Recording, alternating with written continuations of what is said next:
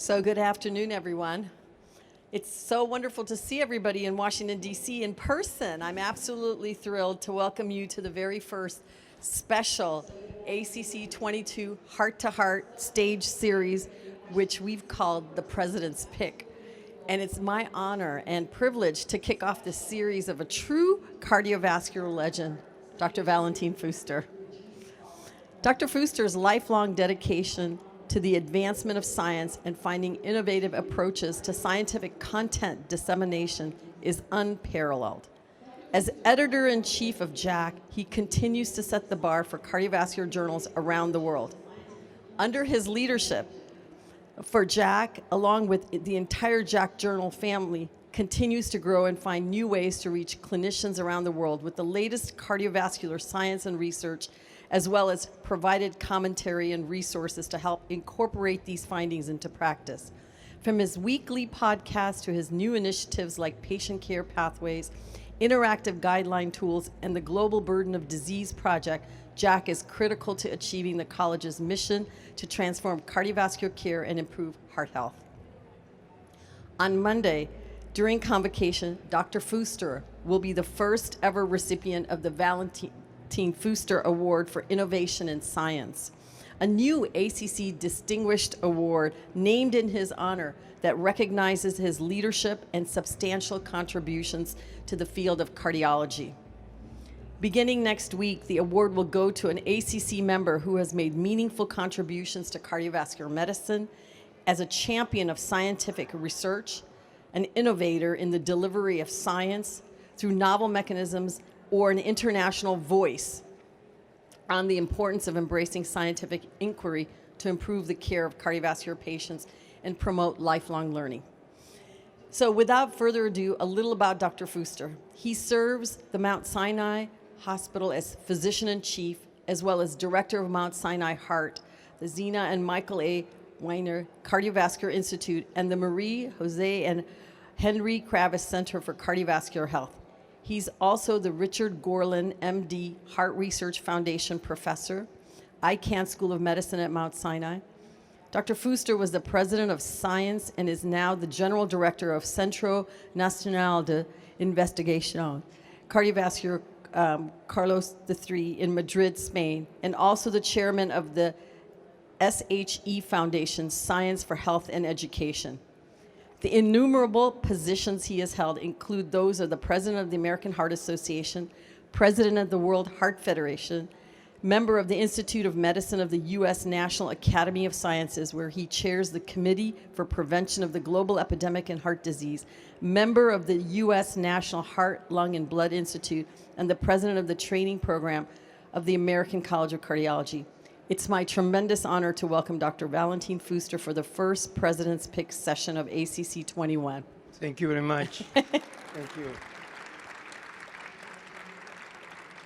So, Dr. Fuster, as I said in the beginning, you're visionary. And I think we have an audience that wants to know, what is the future of cardiology?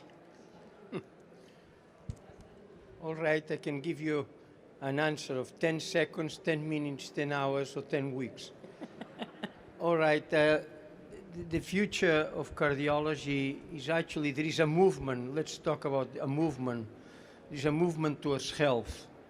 We know more about disease than we know about health. And the movement is a very interesting one because we are trying to understand what makes somebody healthy, which not only might prevent the disease earlier, but at the same time, we may use pharmacological tools that enhance the defense mechanisms that we have to make us healthy. For example, the world of imaging, the world of genomics, artificial intelligence, and these new therapies that will enhance defense mechanisms, like we have in heart failure, the most recent therapies, or even mRNAs, the vaccine. Basically, we thought mRNA was a manifestation of disease. Now we know it was a defense mechanism, and now how the vaccines have evolved. So this whole thing is going to make a very exciting future. But I have my questions about, for example, how free we will be in our own lives with so much artificial intelligence moving us in society. Well, is it artificial intelligence or is it augmented intelligence? Maybe that's the right way. Is it really going to be artificial intelligence that's going to make the decision? Do you think anybody could replace your brain, Dr. Fuster? No, I hope not. Uh, I hope not. But there are pros and cons in the sense of how the whole thing is evolving. But anyway, we are in front of a reality. Artificial intelligence will be extremely important and is there. The question is, we have to find a middle road by which we as individuals with a soul really have something to say. Yeah, as I said this morning, I really do think that COVID pandemic has brought to light the importance of health, and I think you just highlighted that.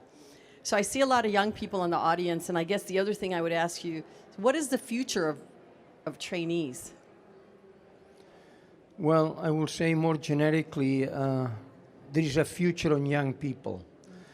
In fact, there is an article that I recommend to all of you in The Lancet just very recently about the future of digitalization, artificial intelligence and so forth in 10 years with a very good group of experts. And it's interesting, the final line. The final line is education of children, and the final line is to give the young people the authority to do things that today is done by people that not necessarily are unbiased like the young people are. So asking the question about the fellows, all the fellows who work with me know very well they are the future. They know how much time I spend with them, and to me it's very worth it, because when I do that, I think this is the future, this person is the future, and so forth.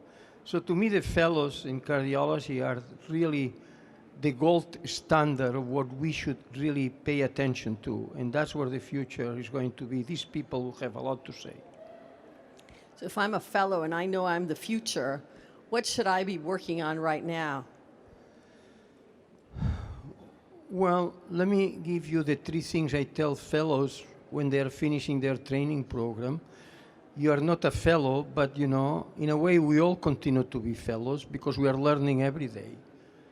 And the first thing is, those of us who were lucky, you and me, and most of the people here, to reach the stage where we are obliged to give to society. That to me is number one. Forget about complaining anymore. What we have to do is, here we are, all sitting here, look, with effort or no effort, here's where we are. Let's give to society what society has given to us. Number one. Number two, we need to invest into what we are good at. Forget about ambition. Not necessarily goes with what you're good at. And that, to me, is where the mentor comes in. And that is, what is your strength? This is your strength, let's foster it. So this will be many more happy people would be if they have followed what their strengths are. And here mentorship is absolutely critical. And the third item is, we as individuals is over. The world is a team. Everybody's judging us, we are judging people. So those of you who plan to go individually, and I'm talking about young fellows, and make your life, you will crash. Today is who I am able to work with. I am able to work with these people. I am working with the group, integrating and moving forward. So the 3 aspects I want to emphasize: give to society, find who you are and invest there, and be able to work with others. These are the 3 advices I would give. Those are really good pieces of advice, and I know they all want to know, how did you get to where you are, being so iconic, visionary? Well, I don't want to talk about myself too much, but it seems you are obliging me. We want to know. Well, I am a product of mentors. You probably know I wanted to be a tennis player. I wanted to work on agriculture. I like nature, but I was in Barcelona and there was no university. In tennis, I decided one day I would not make Rafael Nadal anymore. So the question is, what do you do? And I was in a very, perhaps the worst time of my life is you don't know what to do. It was a mentor who was the most known physician in the country who said, you should be a doctor and don't think anymore. And I said, why you say that? He was observing me. He was playing tennis in the same club. And I said, well, this man is telling you this. It's better you follow what's said because it's a matter of trust. So I ended up being a physician. Then what happened was that he got a heart attack at age 42 and says, this is the only subject I don't know well. You should be a cardiologist. I became a cardiologist. And then he advised me something very important. Every summer, there's no vacation. You go to different parts in that time of Europe and you get trained. And at that time, basic science was histopathology and electron microscopy. So my background is pathology. 3 days working with Dr. Sheehan, the head of pathology in Liverpool, and I was medical student in second year. Gives me a slide, and I put into the microscope, and he says, you know what? You know nothing. But come here with me every day. The first thing you do with a slide is you look at this, and then you put into the microscope. 5 days later, comes with a slide. I look at it, and I see nothing, eosin. I put it in the microscope, I see nothing. Then he said, now you need electron microscopy. And 3 days later was a blood clot with platelets. And I said, what that means? He says, well, patient had heart attack. And I said, what that means? Second year medical student, 1963. At that time, nobody knew if a heart attack was the cause, if a clot was the cause of a heart attack or the consequence. And I said, I don't know. And he said, I don't know either, but that's where you're going to do the thesis. And then he sent me to Edinburgh, and this I did my PhD on that slide. What I'm telling you is I'm answering your question, and that is somehow some people who I trusted were my drivers, and I follow exactly what they told me. And my life has been very easy in that regard because I don't have to choose, they choose for me. But the point is, who is the right mentor? And this is something I tell you, be sure you pick up the right people. And the best mentor is critical. It's like he told me, you know nothing. This is the best mentor. And start from there. Anyway, this is the story of how I move in life, and that is I have been always listening. At this time, I have 2 mentors. You say, well, mentorship is for people who are age 15. Forget about it. Life gets more and more complicated as we grow. So that's where we need more and more people to advise us. So. Well, I love the idea of the mentorship. So how do everybody in the audience listening know how to choose a mentor? You said that it has to be somebody critical, somebody that's going to give you honest advice. It's a chemistry. A good mentor is not the person who is with you in the same hospital necessarily. It's somebody who you remember really meant something to you.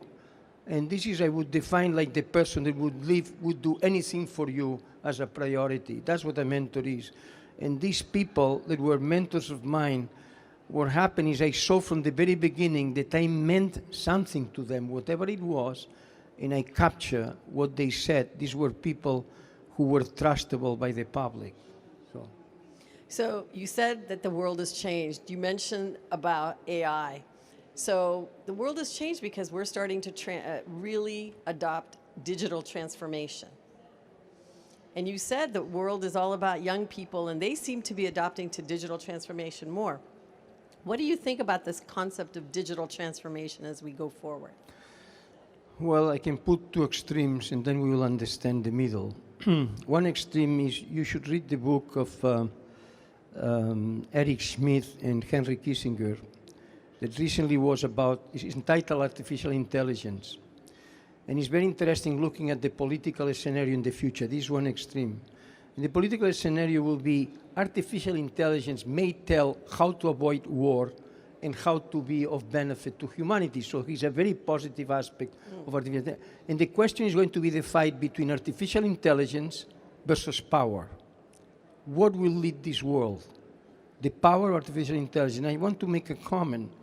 In the inauguration of the Olympic Games now in China, the president of Russia and China met. And I watched the interview and the talk. I was amazed. It was all about power. I didn't hear the word human being. I didn't hear anything. And I'm not, by the way, I'm not judging anybody. I'm just saying that we are facing a situation that is ambition and power versus what can be very good of artificial intelligence. This is one extreme, and you should read that book because it's very interesting. The other extreme is what is going on. As editor of the journal, I see papers on artificial intelligence, 10 papers every week. And then I still remember a number of fellows who told me a while ago, this is fantastic, artificial intelligence. And I said, yeah, sure, it looks fantastic, certainly it's the future. Then I showed them 3 papers published recently on artificial intelligence. Says, tell me what you learned. Do you understand it? They say, no. What happened? There is a lot of publication now in our field about artificial intelligence, but if you are a doctor, tell me if you understand a word. And second, tell me what are you going to do with your patient. And I am all pro artificial intelligence, but all has to be in the middle. We have to be very cautious to talk when we have to talk, and let people to move the field forward. But let's not get into a field like this is very attractive, let's get into it. That's what I'm saying. Well, and I think we talk about digital transformation, at least the college thinks about digital transformation as 3 pieces, right? Virtual care, remote patient monitoring, and AI. So we really embrace telehealth. We certainly did that with COVID-19. And we'll see what happens long term, but I don't think that's going to go away. I think fundamentally. It's coming. Look, I have so many questions. You know who I call? Who? My grandchildren. Ah. They are age 10 and 12, and they tell me answers of digital that I don't have any idea. And I call them quite often, by the way. And they drive me, they guide me. It's there, and it's the young people. So what I'm saying is, it's there and it's fantastic, but we have to be cautious. That's what I'm saying. Let me ask you, you mentioned your grandchildren. Would you encourage them to go into medicine? No, absolutely not. Why is that? No, it's not. I encourage them to do what they wanted to do. And one is actually a songwriter, is actually a musician. And the other, my daughter, the daughter is an architect. And you talk about grandchildren, age 11 and age 13. I talk to them a lot. But one thing I told them, and this is correct, I want you to visit this, to do this, so I put them in different places. They are going to come to me in the hospital early in the summer to see what medicine is about. But I already have friends that are working on other aspects that they will pass by. So I think the best thing we can do is to expose them. But please don't try to tell what they have to do, because they probably will react to you. But if they want to go into medicine, would you discourage them? No. Yeah. No. Let me tell you, medicine, architecture, these are all tough careers. All of you guys have been through this. So it's going to be different. I think it's the same. We all had to go through. No, I think this is fine. I think I don't see going to medicine is a problem. I think the important thing of medicine is so diverse. From every aspect you look at medicine, from basic science to whatever, it's very, very diverse. So when you say to go to medicine, you have to know exactly what they are talking about. But I would not discourage them at all. So, think about medicine when you entered, and even when I've entered, and now think about where we are. And things have changed. It's health systems, and many people think health systems now own us. But you've managed to balance academia, health systems beautifully. How did you do that? Well, first of all, I went to Jesuits school. So did I. Okay. Very methodic. I think I will tell you one thing. You can criticize anything you want, but why learn something? It is a priority system in your life and a method. And that, to me, answers part of your question. And that is, whatever I do, not many things, people think I do many things, but what I try to do is high quality in the best of my knowledge on the 4 or 5 things I do. But the highest quality, not something plus minus. Then I think you may be able to go. I started in basic science, histopathology at that time. This all has changed. I'm not in basic science anymore because the definition is different, but we work in groups of people. Remember, the third aspect I mentioned to you as a young fellow is you should work as a team, and we have a group of people, the basic scientists, the people who work in epidemiology and so forth, and people in between, and I am somewhere in between. So you change, but it's not a big deal. What I can tell you, I have been trained in basic science in the past, has served me tremendously in the future, but there's one advantage of being a doctor, a clinician, and that is you bring into your research what you see in patient care. And this, to me, is an incredible opportunity for those of you who have curiosity and see patients. Just deep down, what questions, you might contribute to answer. And this, to me, has been a driving point. So I've gotten to know you pretty well this year, Dr. Fuster. I've enjoyed our monthly phone calls. And, you know, I'm struck by how energetic you are. And I've had multiple people say, wow, where does he get his energy? So I want to ask you, what motivates you still? I have two answers. The first answer is a reality of networks. People work with networks and half isn't true. I am sold out, and many of you have seen it, that I sell drugs for health and energy. And I cannot get away. And I have lawyers involved. It is there. They sell the products, and you buy the product. And I said an interview with me never existed. And it's going on all over. So I just want to make a comment only that is tangential to what you ask, and that is, be careful with all these networks. Be careful. It's as cautious as other aspects we discussed today, because half of what is there is absolutely personal and has nothing to do with reality. You know, I can answer your question. I go to Madrid every week where I have the center. It's like an HLBI, and people say, you're crazy. And I think about myself if I am crazy. And actually, I found the answer is motivation.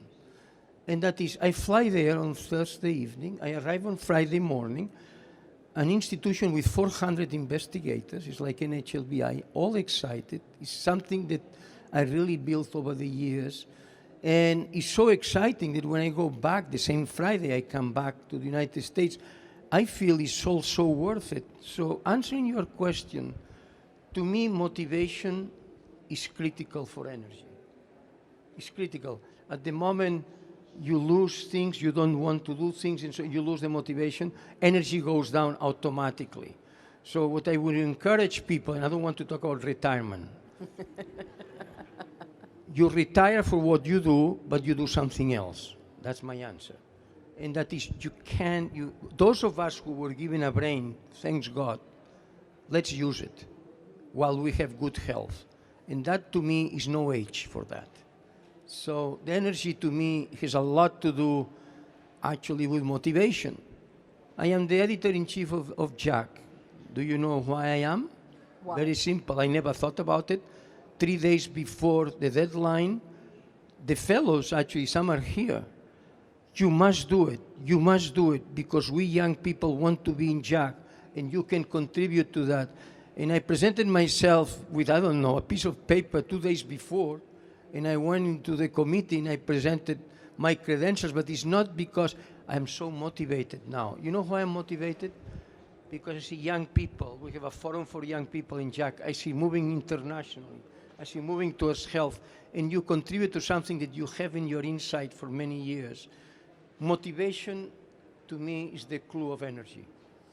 Wow, you've said some really great pearls to us. We don't have much time, but what is the best advice you ever received as a cardiologist and as a leader, and what would you like to share as your piece of advice to the audience? Be humble.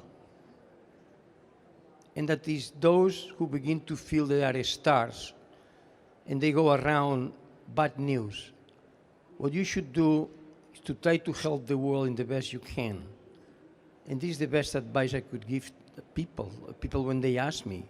And that is, those of us who are we are so lucky, I would say, just give, and give. And there's nothing worse than to sell something that is lack of humility and so forth. I think that, to me, would be the best advice. There are fellows here I recognize, and they know very well something I said. Always, any job starts from the back door. Never get into a job and I am here the prince, guys. I am now in charge. Forget it, you will not last 3 days. You have to start very humble on anything you do and be very consistent and persuasive. Time is the best ally that you have. Long time, not short time. Is that the best advice you got? Yes, I do. Let me ask you, you talk a lot about health, right? You said health is the beginning.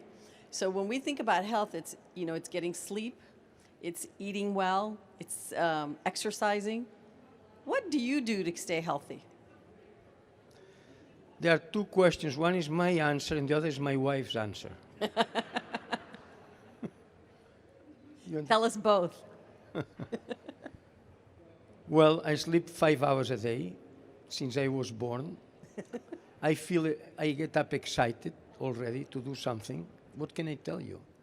And my wife keeps telling me this is wrong for your health, and you predict health. You say health is important, and you sleep 5 hours a day. So that's one of them. The other is when I have free time and I don't have much, I do exercise at 10 in the evening, 11 in the evening. Is this right? My wife says it's not. Anyway, that's number two. Eating habits, here we really have a problem. You know, what I hear at home, this is the best quality, this is the best for your health and so forth. What about if I say, well, but I don't like it? I like something else. Look, I eat properly, I think, but my wife sees an extreme, I see in others. So I think there are 2 points of view. But I think overall, frankly, I think I am behaving in the way you recently wrote, actually, an editorial in JACC of what you have to do to be healthy. I think I follow that guideline in general terms. So I want to close with something really positive. I mean, you recently won the Prince Mahjool Award, and I know that that was incredible. Is this the path to the Nobel? Do we think there's No. the Nobel Prize in the future here? Forget about it. But the Mahjool, yes, is the second award after the Nobel Prize, and actually a great experience. You know, I was with the people who developed the vaccine, the mRNA, the 3 people, and I spent 5 days with them. And you know what I learned? What? To be humble. These people, I was asking lots of questions, you know, and the answer is we don't know. We don't know. We need to do work on that. Although you will switch the television that night and they knew everything. So it was an incredible experience, and I just only want to say that this has been one of the best experiences with my wife we had over the years, is to spend time with these people. And what was clear was their humility. Dr. Wiseman, you know, Dr. Kuhn, you know. It's a very, very wonderful group of people that they have been really the pioneers of this. Tell the audience about this award a little bit, because I'm not sure everybody knows about it.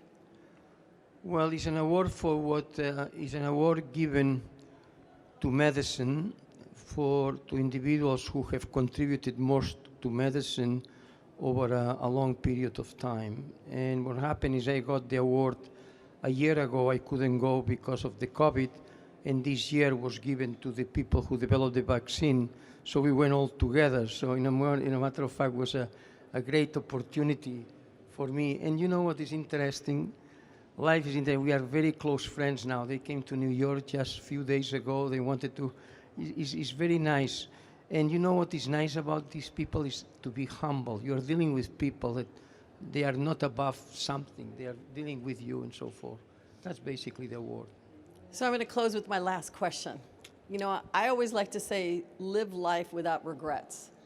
So when you look at your life so far and career so far, any regrets, anything that you would change? Well, there are some occasions that you are under tremendous pressure by the work you do. For example, this last week, I didn't like it. To be preparing all these things in this meeting, which are very important, but to prepare the 1 hour, very complicated. And now, will you say, I would erase certain days in my life rather than erasing, or I'm going to be different. If you tell me, if you were born again, would you do the same thing? Absolutely. So you can look back at your life and feel proud of all that you've accomplished. I'm just enjoy what I'm doing. That's it.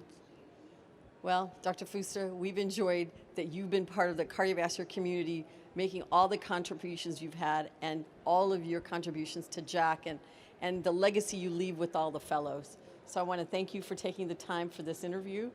And, you know, I know that we're going to see you around, and I think now people are going to come up and ask you a lot more questions. Not today. So Anyway, thanks very much. Thank you so much. Wonderful. Thank you.